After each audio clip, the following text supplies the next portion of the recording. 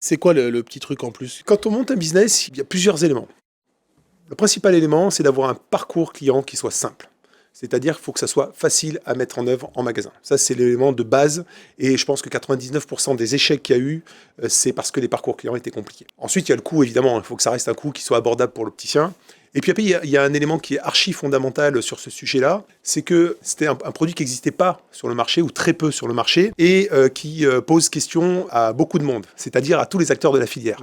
Et notamment aux mutuelles, parce qu'elles se sont dit, attention, à partir du moment où on propose de la téléexpertise, on craint que ça soit une planche à délivrer des ordonnances.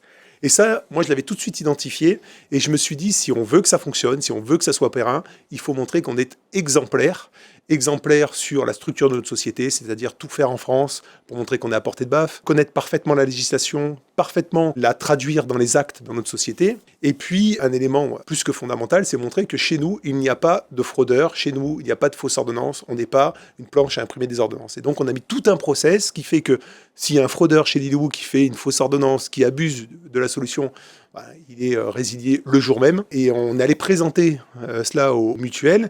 Et les mutuelles sont aperçues qu'on était des gens sérieux, qu'on faisait un travail qui était extrêmement rigoureux. Et donc aujourd'hui, on s'est retrouvé avec un marché qui s'est dit, il est où c'est bien encadré et donc on peut travailler avec eux. C'est très clair.